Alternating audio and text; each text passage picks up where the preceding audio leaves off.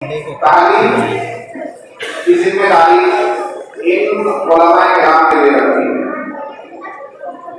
और तालीम खालिस थी। और ये हजरात इस तरह से तालीमी निजाम को चला रहे हैं कि सिर्फ उसमें तालीम नहीं, सिर्फ दीन की तालीम नहीं, बल्कि उसके साथ साथ तरबियत की तालीम, उनकी तालीम और उनकी तरबियत।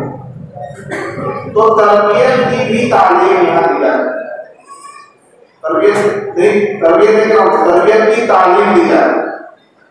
अगर आप मेरी बातों का गौर करें, हमें बताऊंगा तरबियत कैसे हो, सिर्फ तरबियत पर तालीम भी दी जा रही है। कुरान की तालीम, हदायत की तालीम, उर्दू की तालीम, पुरानी भाषा की तालीम, और 14 किताबों और निसाबों के नाम पर लिखे हुए पढ़ लीजिए। इसी के साथ साथ तरबियत की भी तालीम दी जा रही है। तरबियत की तालीम मतलब आपको घर जाकर कैसे पेश आना है, घर जाकर आपका पहला कलमा क्या होना चाहिए, सलाम किसे कहते हैं, सलाम किसे करते हैं, सलाम कैसे करते हैं, माँ बाप के साथ कैसे पेश आया जाता है, असातिज़ा के साथ, उस्ताद के साथ कैसे पेश आया जाता है, हमारी गुफ्तगू का अंदाज कैसे होना चाहिए, अक़वाल, अफ़आल, किरदार साज़ी यहाँ कराई जाती है, उसकी तालीम दी जाती है। तो तरबियत की तालीम यहाँ से लेकर बच्चा पहुँचता है। अब इसके बाद आप हज़रात की जिम्मेदारी शुरू हो जाती है। तरबियत की तालीम वो बच्चा यहाँ से लेकर जा रहा है, उसकी तरबियत अब आपको करनी है। आइए बात सुनो, नॉलेज ये हज़रात की तरबियत का नॉलेज, लेकिन उसको कि आपको करवाकर दिखाना कि बच्चे क्या सीख रहा है, क्या सलाम नहीं सीख रहा है। अगर बच्चा सलाम नहीं करता है तो आपको टोकना है, क्या आपने सलाम नहीं किया। अगर वो गाली निकालता है तो उसको टोकना है कि क्या मतलब कि आपकी तरबियत नहीं, क्या आप गाली दे रहे हैं। तो रेगुलरली बच्चे की तरबियत वालिदैन के नजदीकी होगी, घर नहीं होगी, घर से बाहर तरबियत हो ही नहीं सकती। वो सबसे कीमती लम्हात और सबसे ज्यादा औकात जो बच्चा गुजारता है घर के अंदर गुजारता है, वालिदा के पास गुजारता है, वालिद के पास गुजारता है। वालिदैन की जिम्मेदारी होती है कि उसकी एक एक नक़्ल व हरकत पर नजर रखे और उसकी तरबियत करता है। तरबियत का साझेदारी है, तरबियत का तरीका बना देंगे, तरबियत की तालीम दे देंगे, तरबियत का नॉलेज दे देंगे, लेकिन उसे देखकर किस तरह से उसकी तरबियत हुई आप हज़रात को नजर में रखना है, घर में करके बताना है। और सिर्फ बच्चे को बताना नहीं, सिर्फ मुंह से बोलकर नहीं बताना है, बल्कि अपने अमल से दिखाना है कि इस तरह से तुम्हें रहना है, इस तरह से तुम्हें चलना है, इस तरह से तुम्हें बोलना है, इस तरह से तुम्हें जिंदगी गुजारनी। देखिए मेरी बात को गौर कीजिए, बच्चा इतना सुनकर नहीं सीखता जितना देख कर सीखता है। बात को गौर कीजिए, बच्चा उतना सुनकर नहीं सीखता जितना कि वो देख कर सीखता है। आपने बच्चे को 10 मिनट बात कहें, बताते रहे, वो बस इतना जल्दी आपको पैदा नहीं होगा। आप खुद उस अमल को करते रहेंगे, आपका बच्चा बहुत जल्द अमल में आता है। आप बच्चे के सामने सदाकत और सच्चाई के नाम को थाम कर रखें, आपका बच्चा सच बोलने वाला। आप अपने बच्चे के सामने झूठ मत बोलिए, झूठ को मत समझिए। आप अपने बच्चे के सामने गाली गलौज मत कीजिए, आप अपने बच्चे के सामने ऊंची आवाज से बात मत कीजिए, आप अपने बच्चे के सामने अपनी आपस के दरमियान में झगड़ा न करें, इससे बच्चे को बहुत गलत असर जाता है। बच्चा अगर है तो गिरफ्त रखिए, स्कूल चला जाए, बच्चे की घर मौजूदगी में आपसी बातें हो जाए, मामला हो जाए, लेकिन बच्चे की मौजूदगी में सिर्फ उसकी तरबियत के लिए आपको खुद को करना होगा, तब जाकर बच्चे को उसका असर पड़ेगा। एक मुख्तसर सवाल यह होता है, मैं इजाजत चाहता हूँ कि तरबियत जो देख कर बच्चा सीखता है वो कैसे सीखता है और उसका कितना बड़ा असर पड़ता है। एक बुजुर्ग गुजरे हैं सईद अबू सालेह रहमतुल्लाह अलैह, और सईद अबू सालेह रहमतुल्लाह अलैह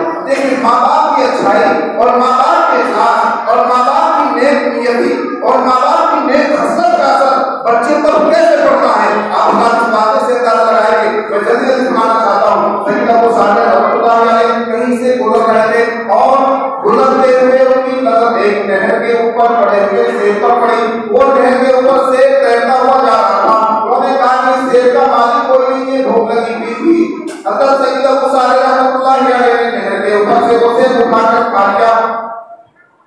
जब सेब खा लिया और आगे कदम बढ़ा दिए तो ख्याल आया कि यार जो सेब मैंने खाया है उसका हमें कुछ कोई होगा, मैंने भले भी जाकर के खाया। जब तक ये तब सारे रहमतुल्लाह अलैहि के दिल में ख्याल आया कि मैंने भले इजाजत के एक सेब उठाकर खाया है, उसका मालिक कल कयामत के दिन मुझसे वादा कर सकता है, पूछ सकता है, मेरा गिरबान पकड़ सकता है, कहेगा राम तूने मेरा सेब खाया था, आज हिसाब का तुम्हें लाखों भी हिसाब दे। सैयद अबू सालेह रहमतुल्लाह अलैहि आगे गुजरते हैं और उनके दिल में ख्याल आता है, उठता कहना तो कहते हैं कि नहीं, अब उस सेब की उजरत सबूत अदा की जाएगी। जिस तरह से नहर का पानी आ रहा था उसी तरह सैयद अबू सालेह रहमतुल्लाह अलैहि रवां दवा हो गए, आगे बढ़ते चले जाते हैं और आगे जाकर उन्हें एक बाग नजर आता है, सेब का एक बाग नजर आता है। वो समझ जाते हैं कि सेब का जो बाग है और इसमें जो सेब के दरख्त है उसकी टहनियां चूंकि नहर पर छुपी हुई है, तो इसी बाग का सेब गिरा होगा जो मैंने खाया है। जाकर बाग के मालिक से मिलते हैं। अब सुनिए, बाग के मालिक का नाम है सैयद अब्दुल्लाह सौमाई रहमतुल्लाह अलैहि। क्या है? सैयद अब्दुल्लाह सौमाई रहमतुल्लाह अलैहि। सैयद अबू सालेह रहमतुल्लाह अलैहि जाकर कहते हैं, ऐ बाग के मालिक, मैंने तेरे बाग का एक सेब तेरी इजाजत के बगैर खा लिया है और मैं उधर पेश करने के लिए आया हूँ। अब्दुल्लाह सौमाई रहमतुल्लाह अलैहि, क्या इसकी बुजुर्गी का आलम अजब है। एक सेब वो भी नहर में पड़ा हुआ आ गया, उसकी उजरत अदा करने के लिए मुझ तक आ गया। इतनी दूर से कई मील का सफर करके वो बाग में आया, इतनी दूर से सफर करके समझ गए कि ये कोई भेंट अल्लाह ताला का लगता है। अब्दुल्लाह सौमाई रहमतुल्लाह अलैहि ने फरमाया कि देखो बेटे, सेब की उजरत तो मैं जरूर दूंगा, लेकिन मेरी शर्त, अगर तुम मेरी शर्त पूरी कर दो तो समझ लो कि सेब की उजरत अदा होगी। उनके वाला वाले कहने कोई भी शर्त हो हम मानने के लिए तैयार हैं। सैयद अब्दुल्लाह सौमाई रहमतुल्लाह अलैहि ने फरमाया कि मेरी एक बेटी है, मजबूर, मासूर, पैरों से ही मासूर है, हाथ से रुकी है और मुंह से रूबी है, बोल नहीं सकती, आंखों से अंधी है, कानों से बहरी है। उस बेटी से शादी करनी होगी, उसके बाद उजरत अदा होगी। तो आजकल के लोगों के जैसे नहीं है, ऐसी शर्त एक से भी तो खाया दे लेंगे। सैयद अबू सालेह रहमतुल्लाह अलैहि ने फरमाया कि मैं आपकी बेटी से शादी करने के लिए तैयार हूँ, अगर आप इस वक्त कितनी ही बड़ी शर्त मेरे सामने रख देते मैं उस शर्त को भी कबूल कर लेता, क्योंकि मैंने आपके बाप का एक सेब आपकी इजाजत के बगैर खा लिया है। उनकी बुजुर्गी का, उनके तकवे का, उनकी परहेजगारी का आदत देखिए और उसके आवाज को एक नजर कीजिए। सैयद अब्दुल्लाह सौमाई रहमतुल्लाह अलैहि उनका निकाह अपनी बेटी से कर देते हैं और कहते हैं जाओ अपने उनके अड़ोसी में तशरीफ ले जाइए। सैयद अबू सालेह रहमतुल्लाह अलैहि जब अपने कमरे में जाते हैं तो देखते हैं हंसी को जमीन खूबसूरत नौजवान लड़की खड़ी हुई है। सैयद अबू सालेह रहमतुल्लाह अलैहि इस तरह देखेंगे कि मैं किसी दूसरे कमरे में आ गया, बाहर निकल आते हैं और वापस अपने ससुर के पास जाते हैं कि आपने इस लड़की की निशान नहीं की थी और अलामत बताई थी, ऐसी कोई लड़की तो कमरे में नहीं है। वहां तो एक सही साली हसीन खूबसूरत नौजवान लड़की खड़ी हुई है। उस वक्त अब्दुल्लाह सौमाई रहमतुल्लाह अलैहि ने फरमाया कि वही मेरी बेटी है और वही तुम्हारी सौदा है।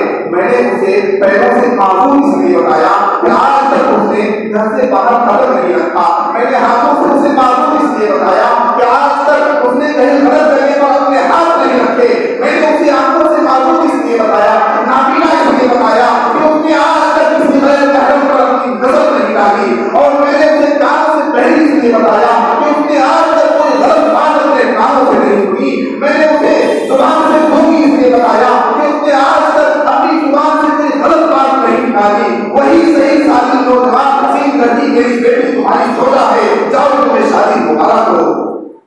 दोस्तों, हमें अपने घर का माहौल इस तरह बनाना होगा।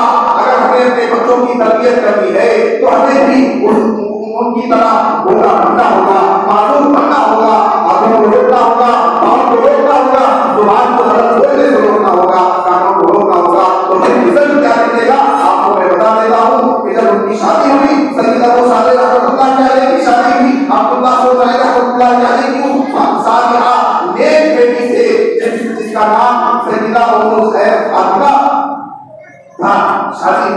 शादी के बाद उसके हिम्मत में अल्लाह ताला ने जो बेटा दिया, वही बेटा कल होकर वक्त का शेख होगा, वक्त का कुतुब हुआ, अब्दाल हुआ, पीर हुआ, जिन्हें हम और आप शेख अब्दुल कादिर जिलानी का रहमतुल्लाह अलैह के नाम से जानते हैं। शेख अब्दुल कादिर जिलानी का रहमतुल्लाह अलैह। तो जब माँ बाप ऐसे होते हैं तो औलाद ऐसी अल्लाह ताला